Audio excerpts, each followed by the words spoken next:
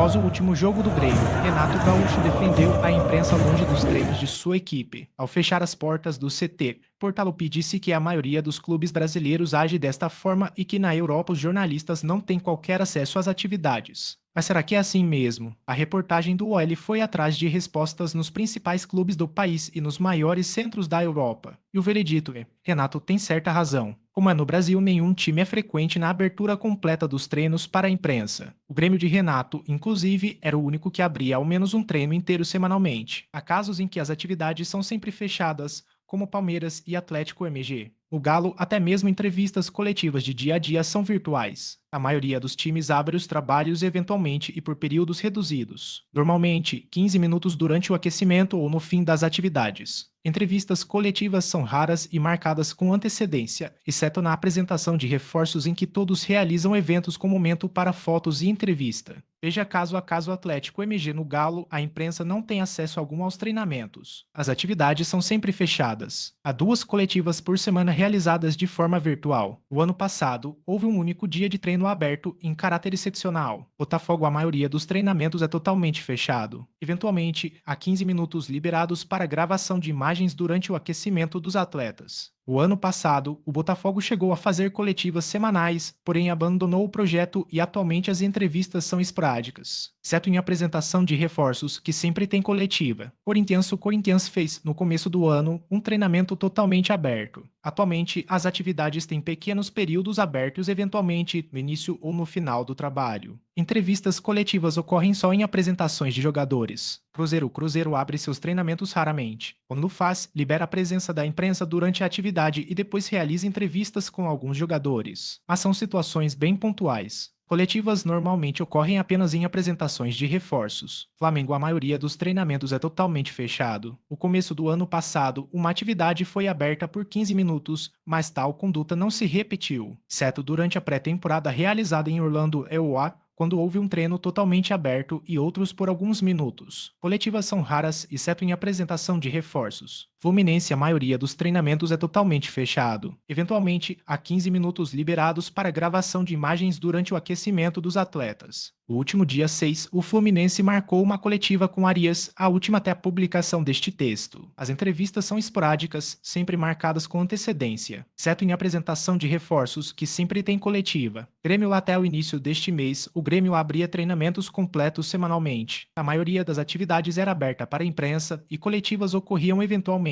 Desde o começo de março, Renato optou por fechar totalmente as atividades. Não há um número fixo de treinamentos abertos, depende muito das atividades que serão realizadas. Quando são abertos, os treinamentos têm um período liberado para a imprensa e depois os jornalistas se retiram do campo. Coletivas são esporádicas e acontecem de acordo com a avaliação do clube. No Palmeiras, os treinamentos são totalmente fechados. Coletivas só acontecem em apresentações de reforços. O Santos fecha a maioria dos seus treinamentos. Eventualmente, as atividades são abertas por alguns minutos, no começo aquecimento ou fim do trabalho, nunca na parte tática. Não há coletivas no dia a dia, apenas em apresentações de reforços. São Paulo, desde o fechamento das atividades em razão da pandemia da Covid-19, todos os treinamentos do São Paulo são fechados. Entrevistas coletivas ocorrem após os jogos e em apresentações de atletas. A maioria dos treinamentos é totalmente fechado. Eventualmente, há 15 minutos liberados para gravação de imagens durante o aquecimento dos atletas. A exemplo do Botafogo, o Vasco chegou a fazer coletivas semanais, porém deixou de lado o projeto e atualmente as entrevistas são esporádicas, exceto em apresentação de reforços, que sempre tem coletiva. Uma na Europa, no Real Madrid, e no Barcelona, da Espanha, a imprensa não tem qualquer acesso aos treinamentos.